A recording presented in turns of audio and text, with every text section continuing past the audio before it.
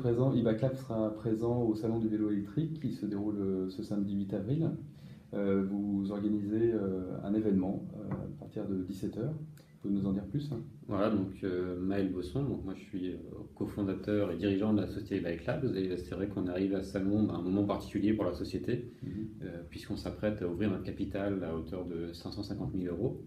Et que du coup, on voulait profiter de ce salon qui est le premier salon du vélo électrique, dédié au vélo électrique de l'agglomération grenobloise, pour communiquer sur cette ouverture de capital, puisqu'aujourd'hui, chaque particulier est invité à prendre des actions dans notre société.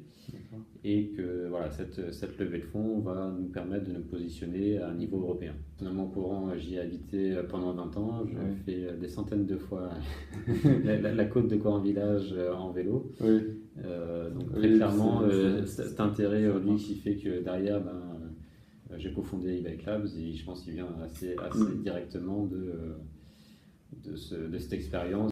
Comment tu vois le développement du vélo électrique en France et en Europe là, ces dernières années? Donc le développement du électrique est très, très positif. Donc d'une part en France c'est relativement récent. Moi j'ai un vélo électrique depuis 2011, c'est vrai qu'à l'époque on n'en voyait presque pas. Aujourd'hui on commence à en avoir de plus en plus puisqu'on a un peu plus de 100 000 vélos électriques qui ont été vendus l'année dernière. Donc nous on s'intéresse au marché français, mais l'idée de se positionner sur un marché européen, c'est par exemple si on va voir nos voisins allemands, c'est pas 100 000, c'est 600 000 vélos électriques qui sont vendus. Donc aujourd'hui ce qu'il faut savoir c'est que le vélo électrique c'est vraiment, c'est pas quelque chose entre guillemets qui débute, c'est pas quelque chose d'anecdotique, de quelques passionnés, c'est vraiment quelque chose qui est en train de transformer la mobilité. Aussi aider le vélo non électrique, parce qu'en fait ce qui fait que les gens pratiquent plus le vélo c'est quand il y a plus de vélos, et qu'aujourd'hui sur le vélo électrique à 70% c'est des gens qui utilisaient la voiture avant d'utiliser le vélo électrique, ce qui fait qu'on a donc plus de cyclistes et moins de voitures, et ça en fait ça rend la pratique du vélo d'une manière générale plus attrayante. Voilà, la solution vélo électrique elle est bien complémentaire aux solutions existantes. Elle permet déjà de basculer une bonne partie des trajets sur une mobilité douce avec un véhicule très peu impactant d'un point de vue écologique, qui n'émet pas de pollution de l'air, qui ne fait pas de bruit, qui permet de faire du sport au quotidien. Chez eBikeLabs, on développe des solutions pour vraiment accélérer cette transition vers une mobilité de plus en plus orientée vers des solutions comme le vélo électrique. Donc d'un point de vue utilisateur, on va pouvoir voir donc d'une part notre site web ebikemaps.com qui permet de facilement trouver un vélo, tester l'autonomie d'un vélo électrique sur ses propres trajets, de pouvoir trouver des avis par rapport au vélo électrique, des sorties qu'on a réalisées avec, et une fois qu'on a un vélo électrique, de partager ce qu'on fait avec son électrique pour aussi faire profiter de son expérience à son tour aux personnes qui cherchent à acheter un vélo électrique, ou simplement pour le plaisir de partager ce qu'on fait. En 2011, quand j'ai acheté un vélo électrique, il était indiqué 50 km d'autonomie.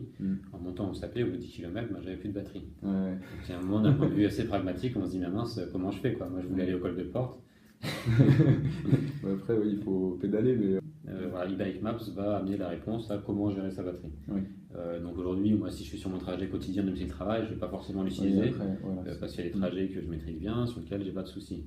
Par contre, si j'ai 3 rendez-vous dans la journée et que du coup je fais 40 km, là au bout d'un moment, je vais commencer à avoir un doute, et là c'est vrai que c'est beaucoup plus reposant entre guillemets de se reposer sur le conseil d'une application qui fait un calcul optimisé plutôt que de se faire le calcul dans sa tête de combien j'aurai de dénivelé, combien il reste de batterie, etc.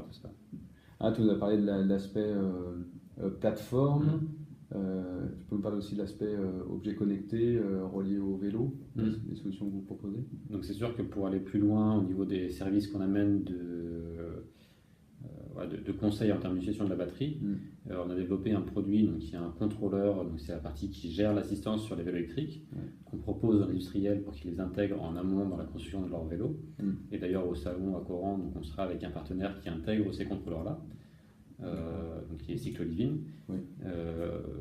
Et donc à quoi ça sert d'intégrer ce composant-là? Ça nous permet, quand vous indiquez via l'app votre destination ou votre trajet, au lieu de vous conseiller un usage de votre batterie, on indique directement ces conseils au système de motorisation, ce qui fait que pour vous c'est beaucoup plus simple et transparent. Vous avez simplement à dire où vous allez, et on se charge de gérer le mieux possible pour vous la batterie, ce qui vraiment augmente l'autonomie Ouais, donc Qu'est-ce que tu conseilles? c'est vrai que ce qui est amusant, c'est que e-Bike Maps, on l'a conçu en tant que passionné par le vélo électrique pour les Oui, utilisateurs. oui, Et on s'est aperçu en fait que ça intéressait les utilisateurs électriques, mais aussi ceux qui n'en avaient pas. mhm, Parce qu'en fait, la question assez systématique en magasin, quand on veut acheter un vélo électrique, c'est finalement sur le vélo proposé, quelle est son autonomie. mhm, Et c'est une question à laquelle il n'est pas facile de répondre ouais, sans outil dédié. ouais, Donc c'est pour ça qu'on a fait le Totem e-Bike Maps, mhm, qui est une version dédiée d'e-Bike Maps au magasin, pour leurs loueurs ou office du tourisme, pour mhm, qu'ils puissent facilement expliquer à leurs clients, avec le vélo conseillé,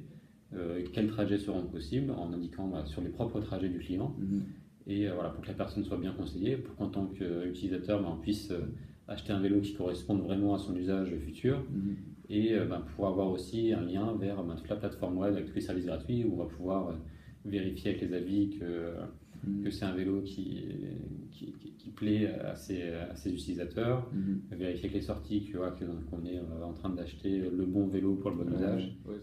Très bien, bah, merci beaucoup. Maël.